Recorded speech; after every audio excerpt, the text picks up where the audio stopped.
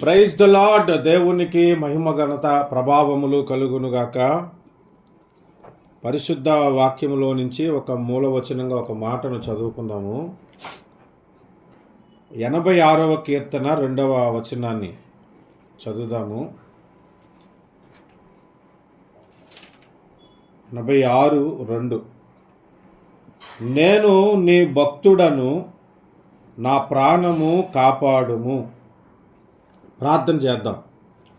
ప్రేమగల మా తండ్రి, నమ్మకమైన నా ప్రియ ప్రభువా, సర్వాధికారి యేసుక్రీస్తు ప్రభు, నీకే స్తోత్రాలు స్తుతులు చెల్లిస్తున్నాను. చదవబడిన పరిశుద్ధ వాక్యము నుంచి మాతో మాట్లాడమని, మమ్మలను ఆదరించమని యేసు నామమున ప్రార్థన చేస్తున్నాము మా పరమ తండ్రి, ఆమేన్.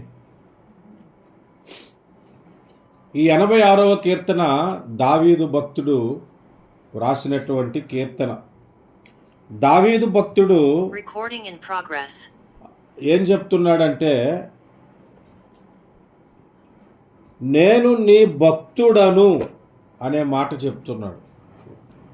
దావీదు భక్తుడు నేను నీ భక్తుడను. ఆ మాట మనం అనగలమా? ప్రభుతోని, ప్రభువా నేను నీ భక్తుడను అని. ఏముందిలే, ఒట్టి నోటి మాటే కదా అనేద్దాం అనుకున్నాం అనుకోండి. వాక్య ప్రకారముగా కొన్ని విషయాలు మనం ఆలోచన చేస్తే భక్తులము కాదేమో అనిపిస్తుంది.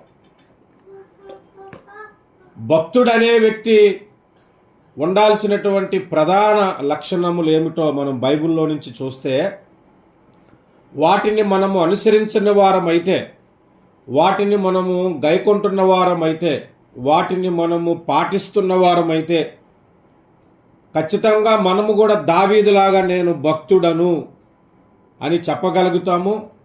తర్వాత మన ప్రాణమును కాపాడమని ప్రార్థన కూడా చేయగలుగుతాం. భక్తుడికి ఉండాల్సినటువంటి ప్రధానమైన లక్షణాలలో మొట్టమొదటిది 145వ కీర్తన 10వ వచనం మీరు చూడగలిగితే, 145:10, యెహోవా నీ క్రియలన్నీయు నీకు కృతజ్ఞతాస్తుతులు చెల్లించుచున్నవి, నీ భక్తులు నిన్ను స్తుతించుదురు. ఆ మాట మీరు గమనించండి. నీ భక్తులు నిన్ను స్తుతించుదురు అంటే భక్తుడికుండే లక్షణం ఏమిటి? ఎప్పుడూ దేవుణ్ణి స్తుతిస్తూనే ఉంటాడు, ఎప్పుడూ దేవుణ్ణి గణపరుస్తూనే ఉంటాడు. ఎప్పటికప్పుడు దేవుణ్ణి గణపరచటానికి తన మనసును సిద్ధపరచుకుంటాడు. నిన్న దినాన నాకు తెలిసిన ఒక ఫ్రెండ్తో మాట్లాడుకుంటున్నాం. ఇద్దరము సింగపూర్లో మన చర్చికి వచ్చే వ్యక్తి. అతని కష్టాలన్నీ చెప్పుకొచ్చాడు నాకు. అన్నీ ఓపికగా విన్న తర్వాత నా కష్టాలు చెప్పాను. చెప్పిన తర్వాత ఆయన అన్నాడు, మీ కష్టాలు విన్న తర్వాత నేను చాలా ఆదరించబడ్డానన్నా, మీ దగ్గర ఉన్న 10% కూడా నా దగ్గర లేదు అని. అప్పుడు ఆయన ధైర్యపడుతూ నాకు ఒక మాట చెప్పాడు. నేను మొన్న నైట్ పాడుకునేటప్పుడు ఒక పాట పాడుకున్నానన్నా, నీవు చేసిన ఉపకారములకై నేనేమి చెల్లింతును అని. ఆ పాటని నేను ఎలా పాడుకున్నానంటే, నీవు చేయని ఉపకారములకు నేను ఎలా స్తుతించగలను ప్రభు అని పాడుకున్నాను నిజంగానే అని అన్నాడు. ఎందుకంటే నాకు అంత బాధ కలిగింది, నేను ఏది అడిగితే అది ఇవ్వటలేదే ప్రభువు అని. ఆ పాటని నేను రివర్స్లో పాడుకున్నాను దేవుని సన్నిధిలో అని. నేను అన్నాను, భక్తుడనేవానికి మేలు జరగకపోనే నన్ను సృష్టించిన సృష్టికర్తను నేను స్తుతించాలి, నేను గణపరచాలనే మనసు ఉంటుంది ఎప్పుడు కూడా. మేలు జరిగితే స్తుతించటం, మేలు జరగకపోతే నేను ఇంకా స్తుతించను అనటం అనేది భక్తుని యొక్క లక్షణము కాదు. అన్ని కాలాలలో, అన్ని సందర్భాలలో, అన్ని సన్నివేశాలలో ప్రభువుని స్తుతించాలి. మేలు జరిగినప్పుడు స్తుతించాలి, కీడు జరిగినప్పుడు స్తుతించాలి. యోబు భక్తుడు ఆ విధంగా స్తుతించాడు కదా. ఆయన కలిగి ఉన్నప్పుడు స్తుతించాడు, లేనప్పుడు స్తుతించాడు, పోయినప్పుడు కూడా ప్రభువుని స్తుతించాడు. అయితే దావీదు భక్తుల జీవితంలో మనం చూస్తే, ఆయన కూడా దేవుణ్ణి స్తుతించేవాడు కాబట్టే నేను నీ భక్తుడను అని చెప్పాడు. ఉదాహరణకు 119వ కీర్తనలో దావీదు ఏమంటున్నాడు చూడండి. 119వ కీర్తన 164వ వచనము. 164వ వచనము. నీ న్యాయ విధులను బట్టి దినమునకు 7 మారులు నేను నిన్ను స్తుతించుచున్నాను అన్నాడు. హల్లెలూయా. నీ న్యాయ విధులను బట్టి, ఏదో దేవుడు మేలు చేశాడని స్తుతించట్లేదు అనట్లేదు దావీదు దేవుని వాక్యాన్ని బట్టి స్తుతించాడు, దేవుని కట్టడలను బట్టి స్తుతించాడు, దేవుడి న్యాయములను బట్టి స్తుతించాడు. దావీదు దేవుణ్ణి స్తుతించే విషయంలో బైబిల్ అంతటిలో ప్రధానముగా కనబడిన భక్తుల్లో నెంబర్ 1గా కనబడతాడు. అందుకే దావీదుకి ఇంకొక మాట అనొచ్చు, స్తుతించుటలో ఆయన రారాజు అని. స్తుతించుటలో కూడా ఆయన రాజే. దేవుని కొరకు పాటలు రాయటములో రాజే, స్తుతించటములోనూ రాజే, అన్ని విషయాలలో కూడా ఆయన రాజు. దినమునకు 7 మార్లు స్తుతించేవాడంట ప్రభువుని. అందుకనే దావీదుడు తన జ్ఞానము చొప్పున తనకు తను ఆలోచన చేసుకుని నేను నీ భక్తుడను అని చెప్పుకోగలిగాడు. కాబట్టి స్తుతించటం అనేది మన ఒక కచ్చిపోయింది తీసుకురా, స్తుతించటం అనేది మన జీవితాల్లో ఉండాలి. దేవునికి మహిమ కలుగునుగాక. రెండవది, భక్తుడికి ఏ లక్షణం ఉండాలి అని అంటే, దయచేసి అది కూడా చూద్దాము. 34వ కీర్తన 32వ కీర్తన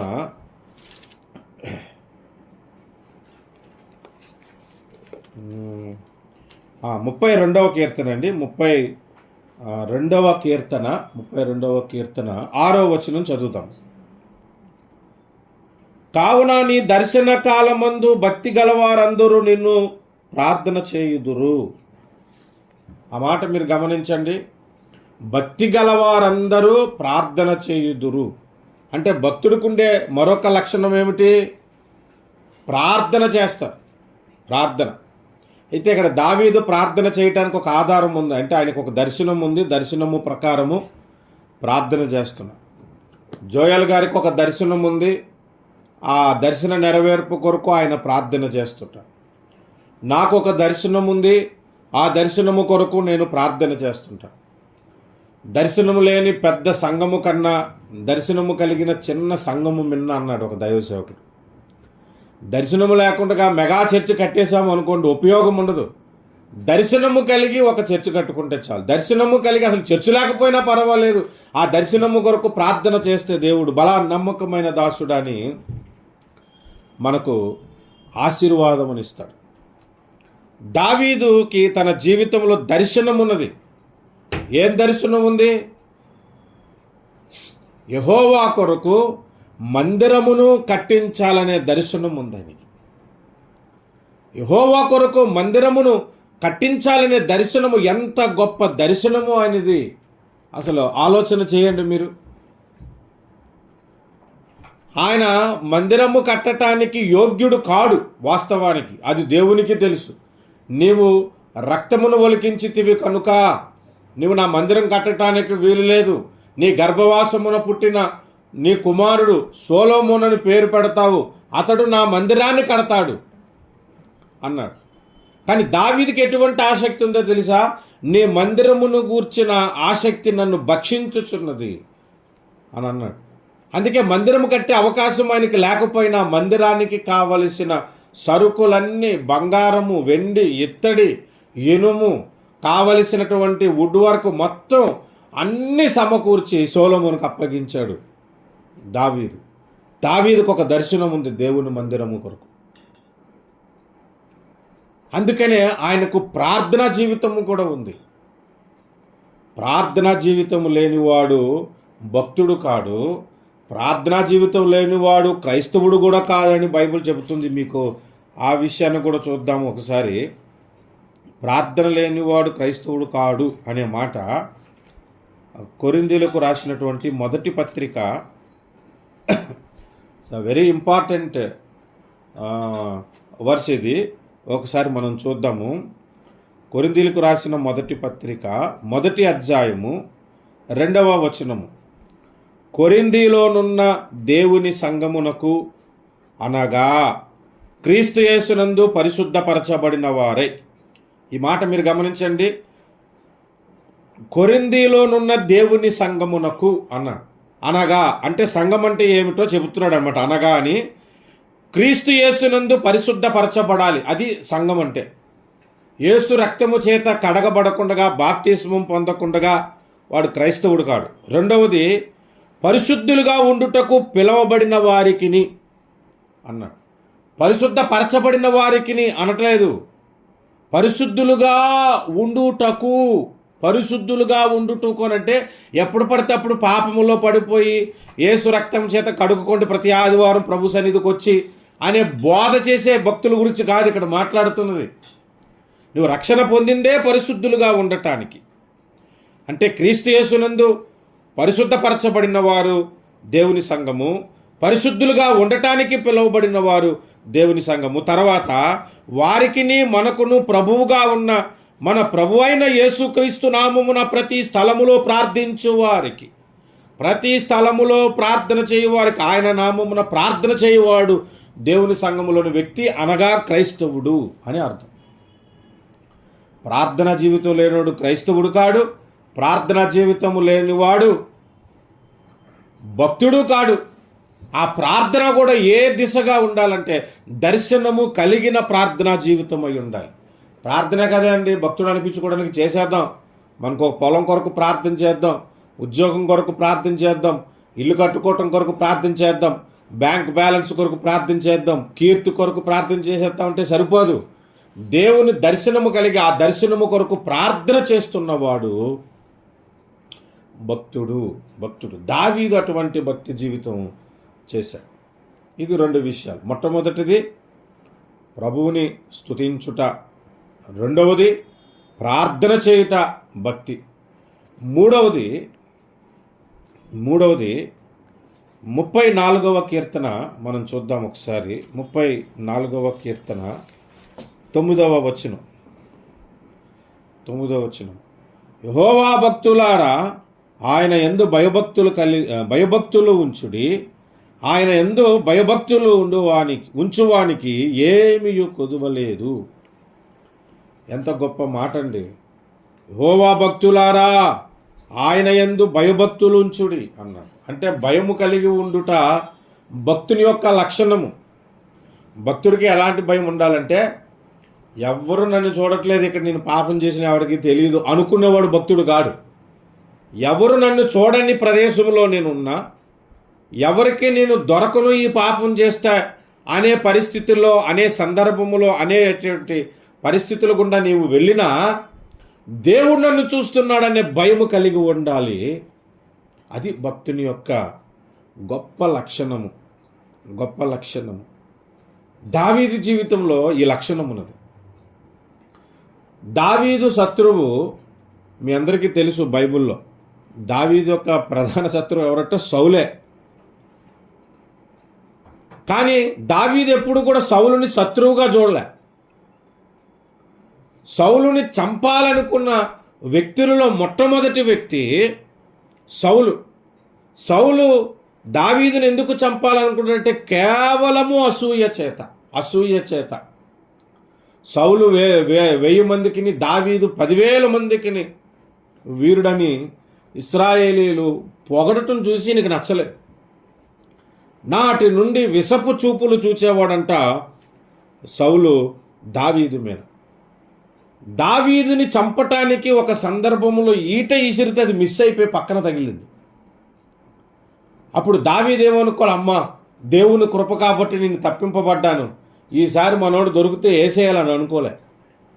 నిజంగానే యెహోవా అతన్ని చంపేస్తాడా లేదా అనేది పరీక్షించటానికి సౌలును చక్కగా అప్పగించాడు ఒక సందర్భంలో. మీ అందరికీ తెలుసు ఆ సందర్భము.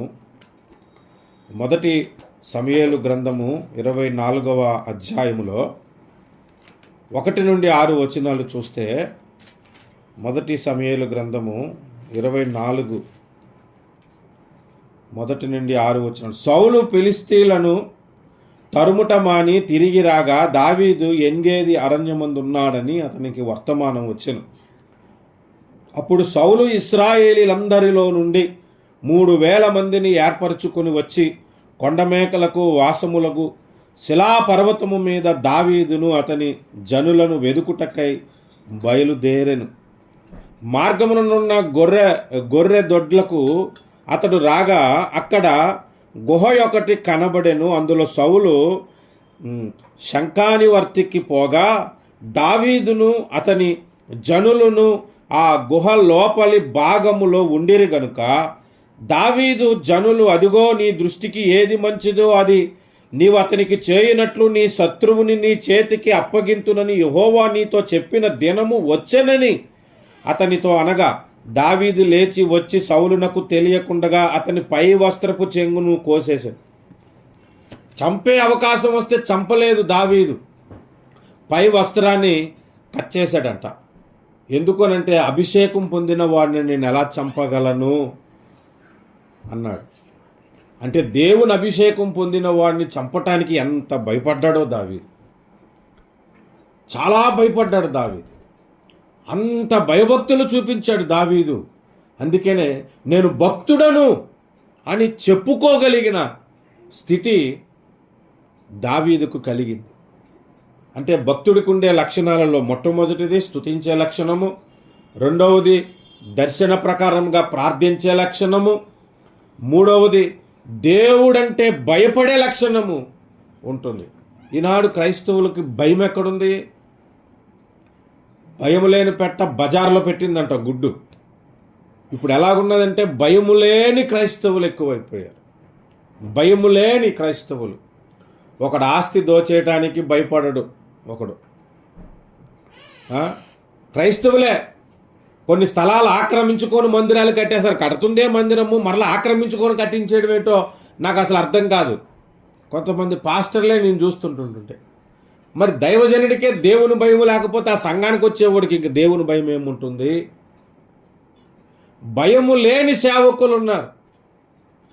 పాపములో పడిపోవడం దానికి సమర్థించుకునే సేవకులు ఉన్నారు. ఇప్పుడు భయం ఎక్కడుంది? తప్పు చేశానని ఒప్పుకునే వాళ్ళు తక్కువ. దాన్ని సమర్థించుకుంటున్నాడు, నాదేం కాదండి వాళ్ళదే తప్పని. ఇంకా ఆదాము బుద్ధి నీ హృదయములో చావకపోతే, నీ మనసులో చావకపోతే నువ్వు యేసు రక్తము చేత కడగబడిన వాడవని ఎలా చెప్పగలము? అసలు నువ్వు భక్తుడు అని నిన్ను ఎలా లెక్కేయగలము? కనుక భయభక్తులు కలిగిన వాడు భక్తుడు. 4వ పాయింట్కి వెళ్తున్నాను. నేను వెరీ షార్ట్గా చెప్పాలని ఉద్దేశంతో 4వ పాయింట్కి నేను డైరెక్ట్గా వెళ్ళిపోతున్నాను. దయచేసి మీరు చూడండి. 1 తిమోతి పత్రిక 6వ అధ్యాయము 6వ వచనములో, సంతుష్టి సహితమైన దైవభక్తి గొప్ప లాభసాధనమై ఉన్నది అన్నాడు. సంతుష్టి అన్న సంతృప్తి అన్న ఒకటే. ఇవన్నీ పర్యాయ పదాలు అంటారు తెలుగులో. సంతృప్తి కలిగిన భక్తి గొప్ప సాధనమైనది అని అంటున్నాడు. అంటే భక్తిలో ఏముండాలి? తృప్తి ఉండాలి, సంతృప్తి ఉండాలి.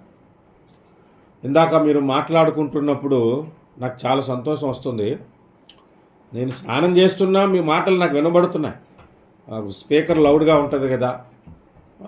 సువార్త చెప్పొచ్చానంటే అది మహిమాయుక్తమైన ఆనందం అని జోయల్ గారు చెప్పటం, పాస్టర్ ధర్మ ఆ ఆనందాన్ని వ్యక్తం చేయటం, అసలు సువార్త చెప్పి నేను విజయోత్సవంతో వెళ్తున్నాను అన్నట్లు కనిపించింది ఆయన ఫ్లైట్ ఎక్కి పెట్టిన పిక్కు. ఎందుకంటే ఒక నిజమైన క్రైస్తవుడు ఎప్పుడు తృప్తి చెందుతాడో తెలుసా? సువార్త ప్రకటించినప్పుడు. ఒక నాన్ క్రిస్టియన్కి, ఒక అన్యుడికి యేసుని గురించి ప్రకటించినప్పుడు దొరికే ఆనందము 1000 కోట్లు నీ అకౌంట్లో పడినా కూడా దొరకదు.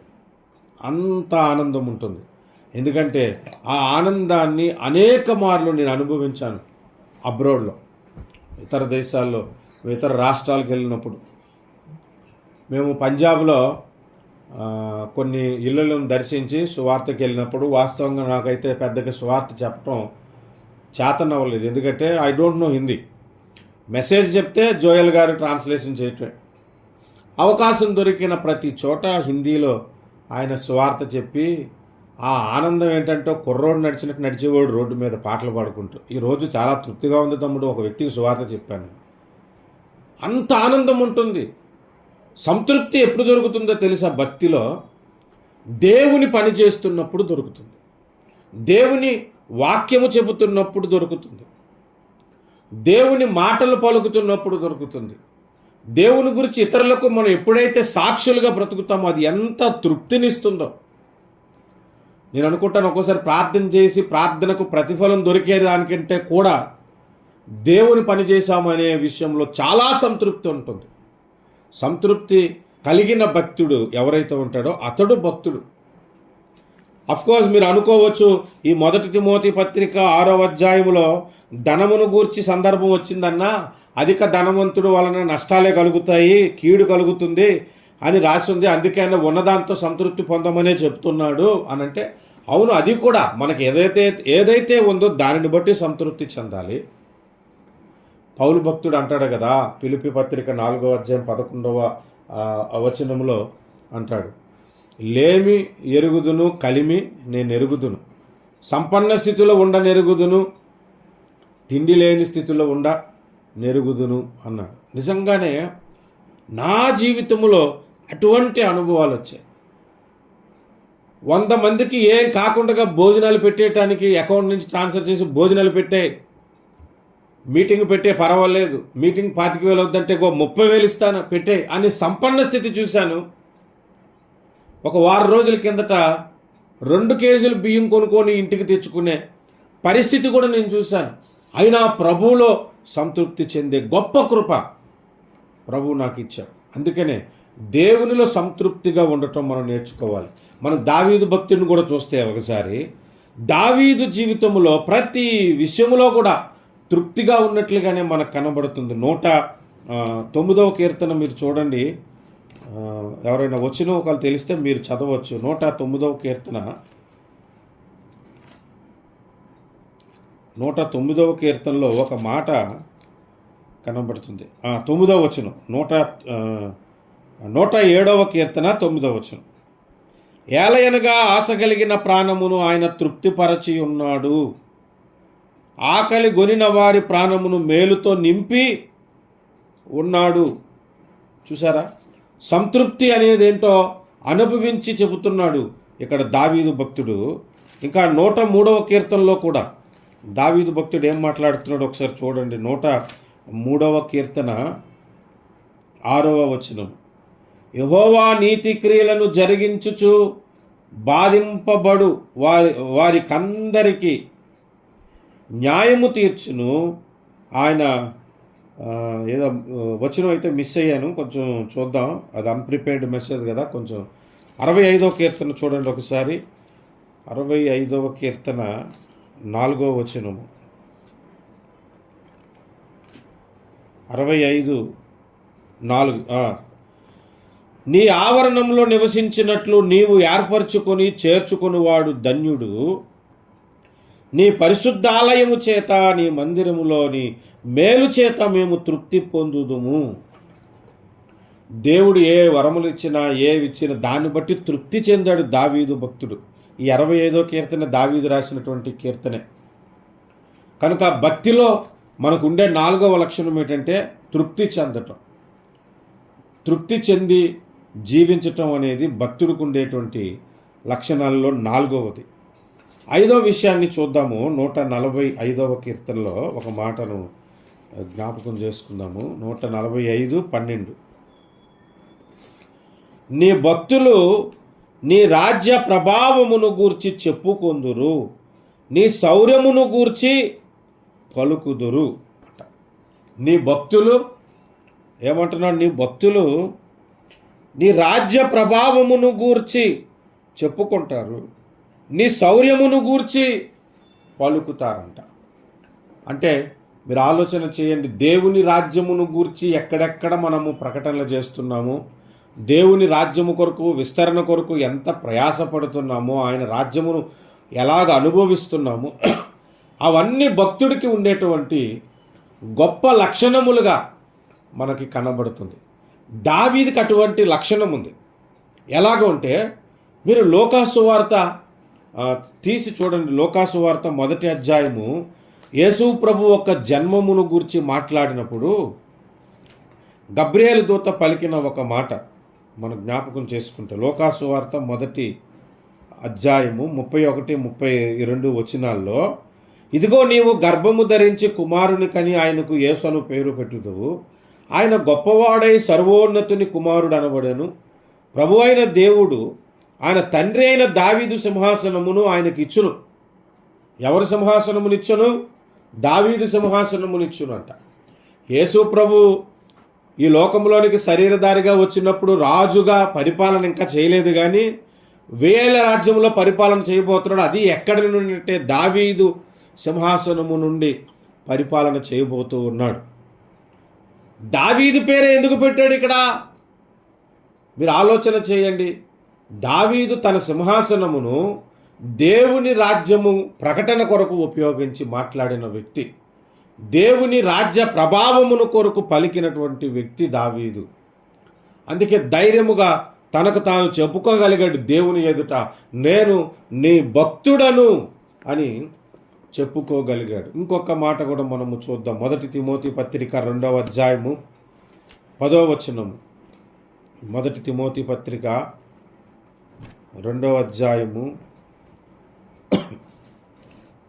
10వ వచనము. దైవభక్తి గలవారమని చెప్పుకొను స్త్రీలకు తగినట్టుగా సత్క్రియల చేత తమ్మును తాము అలంకరించుకొనవలెను. ఈ మాట స్త్రీలను గురించే రాయబడి ఉంది కదండి, మనకెందుకని మీరు కొట్టేయొద్దు. అఫ్కోర్స్ ఆ వచనము స్త్రీల కొరకే రాయబడి ఉంది. సత్క్రియలు స్త్రీలే చేయాలా, పురుషులు చేయకూడదా ఏంటి? స్త్రీలు అలంకారము కంటే కూడా సత్క్రియలు ఇంపార్టెన్స్ ఇచ్చి ఇక్కడ దావీదు మాట్లాడుతున్నాడు. కానీ అసలు భక్తుడనే ప్రతి ఒక్కడికి, పురుషుడైనా నపుంసకుడైనా స్త్రీ అయినా, సత్క్రియలు అనేది ఉండాలి. సత్క్రియలు లేనివాడు అసలు భక్తుడు ఎలాగవుతాడు? మీరు ఆలోచన చేయండి. అసలు మనలను దేవుడు పిలిచిందే సత్క్రియలు చేయటానికంట. ఎఫెసీ పత్రికలో ఆ మాట పౌలు భక్తుడు చెప్తాడు. 2వ అధ్యాయము, ఎఫెసీ పత్రిక 2వ అధ్యాయము 10వ వచనము. మరియు వాటి యందు మనము నడుచుకొనవలెనని దేవుడు ముందుగా సిద్ధపరిచిన సత్క్రియలు చేయుటకై మనము క్రీస్తు యేసునందు సృష్టింపబడిన వారమై ఆయన చేసిన పని అయి ఉన్నాము. ఇప్పుడు చూడండి, ఇక్కడ ఈ వచనం మనకి ఏం చెప్తుందంటే, దేవుడు ముందుగా మనలను సిద్ధపరిచాడట. ఎందుకు? సత్క్రియలు చేయుటకై. సత్క్రియలు చేయుటకే మనము క్రీస్తు యేసునందు సృష్టింపబడిన వారం.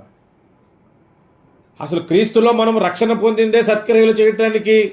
అసలు సత్క్రియలు చేయటానికి ఆయన మనలను ముందుగా నియమించాడు. మనం ఆయన పని అయి ఉన్నాము సత్క్రియలు చేయటానికి. ఈరోజు సత్క్రియలు కాదు కదా, అసలు ఉన్న క్రియలే చేయట్లేదు. చేయగలిగిన క్రియలు ఏవైతే ఉన్నాయో దేవుని కొరకు, అవే చేయలేని పరిస్థితి వచ్చేసింది.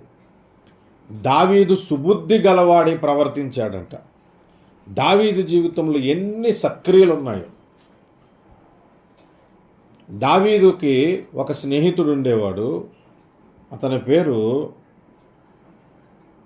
ఎవరైనా రిమెంబర్ చేయండి? యోనాతాన్. జోనాతాన్ అంటే మనకు గుర్తొచ్చాడేమో తొందరగా. యోనాతాను అని ఒక దావీదుకి ప్రాణ స్నేహితుడు ఉన్నాడు. అతడు చనిపోయిన తర్వాత అతని కుమారుడైన మెఫీబోషెతు ఎటువంటి పరిస్థితుల్లో ఉన్నాడో మీకు తెలుసు. ఒకసారి మీరు ఆ అధ్యాయం కూడా చూస్తే నాకు కూడా గుర్తొస్తుంది. 2వ సమూయేలు గ్రంథము 9వ అధ్యాయంలో మనకి కనబడుతుంది. 1వ వచనం. యోనాతానును బట్టి నేను ఉపకారము చూపుటకు సౌలు కుటుంబంలో ఎవడైనా కలడాయని దావీదు అడిగితే సేబావు అను ఇంటిలోనంట ఈ మెఫీబోషెత్ అనే వ్యక్తి ఉన్నాడు. తను చిన్నప్పుడే యుద్ధం జరుగుతుందని భయంతో దాది ఎత్తుకొని వెళ్ళి భయంతో కింద పడేస్తే 2 కాళ్ళు ఇరిగిపోయి అప్పుడు నుంచి హ్యాండిక్యాప్డ్గా బ్రతుకుతున్నాడు. అతడు ఒక స్థితిలో ఉన్నాడండి. అతను ఏమని చెప్పుకున్నాడంటే, చచ్చిన కుక్క వంటి వాడు నేనని మెఫీబోషెతు చెప్పుకున్నాడు. నేను ఈ మెఫీబోషెతు గురించి ప్రత్యేకంగా ఒక వర్తమానం చెప్పాను. అట్లాంటి స్థితిలో ఉన్న అతన్ని తీసుకొచ్చి రథం మీద కూర్చోబెట్టి దావీదు భోజనము చేయు బలలో భోజనం పెట్టాడు అతనికి. అటువంటి సత్క్రియలు దావీదు హృదయంలో ఉన్నాయి. అందుకనే ఆయన డైరెక్ట్గా దేవుని దగ్గర చెప్పుకోగలుగుతున్నాడు, నేను నీ భక్తుడను, నేను నీ భక్తుడను అని చెప్పుకోగలిగాడు దావీదు భక్తుడు. ఇంకా మనము ఆలోచన చేసుకుంటూ వెళ్ళిపోతే అసలు భక్తుడికి ఉండే లక్షణాల్లో ఇంకొక లక్షణము మనము గమనిస్తే, ఈ మాట చెప్పుకొని మనం ముగించుకుందాము. యాకోబు పత్రిక మొదటి అధ్యాయము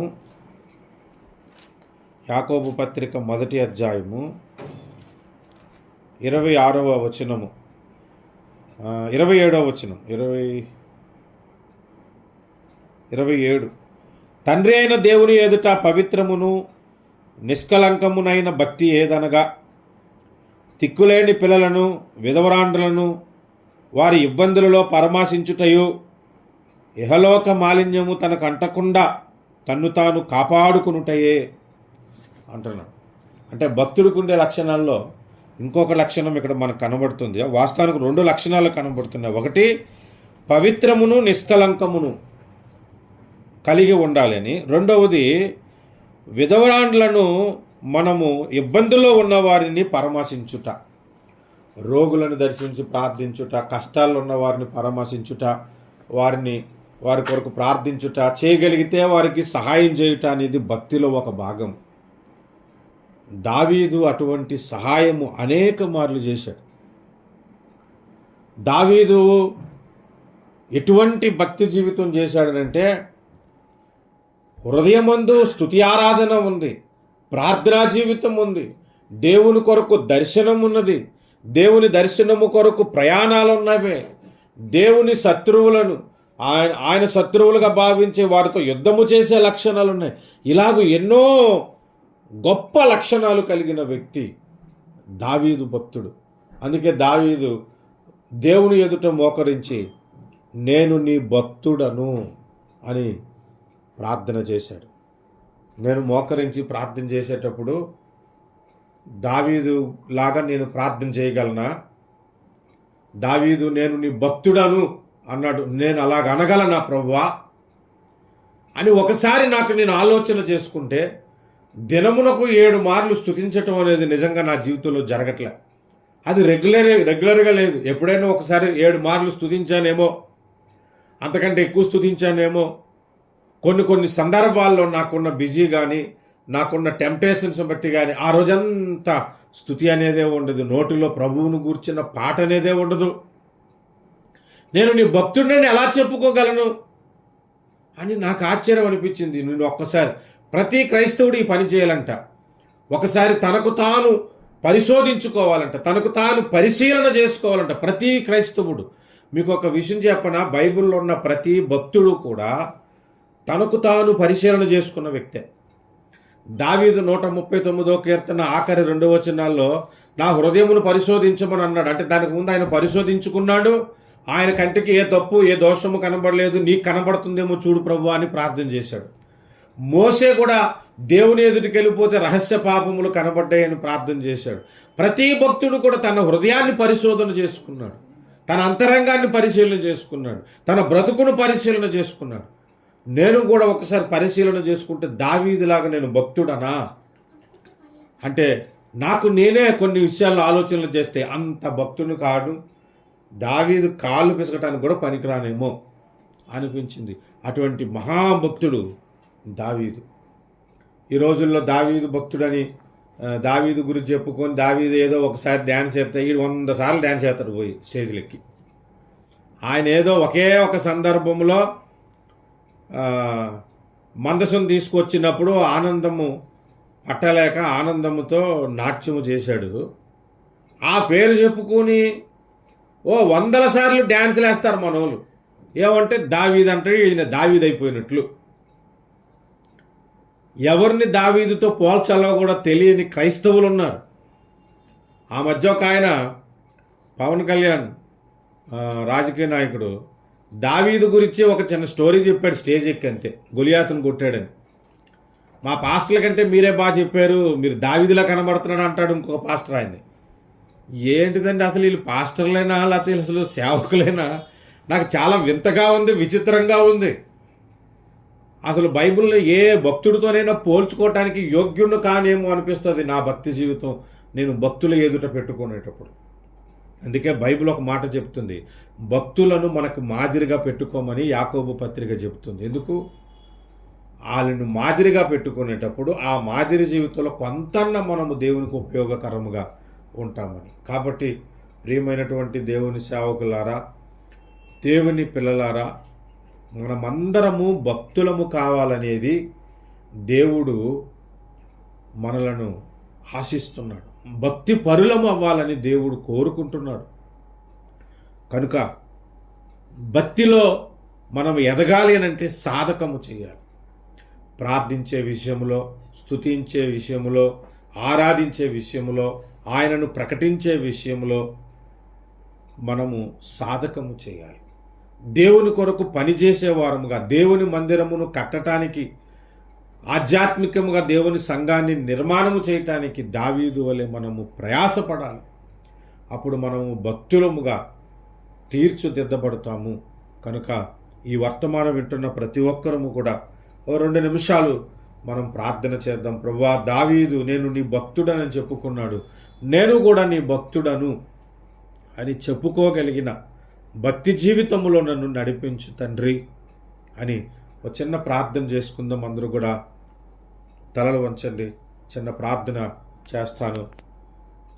ప్రేమగల నా తండ్రి, మహాగణుడు అయిన మా తండ్రి, సర్వశక్తిమంతుడు అయిన మా ప్రభువా, స్తోత్రాలు.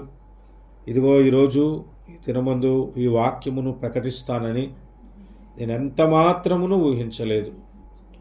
ప్రకటించవలసిన అవకాశము దొరికిన క్షణాల్లో ఇదిగో నా హృదయంలో మీరు పెట్టిన మీ మాటలను బట్టి దావీదు జీవితంలో ఎటువంటి భక్తుడో ధ్యానించటానికి మీరు కృప చూపించారు.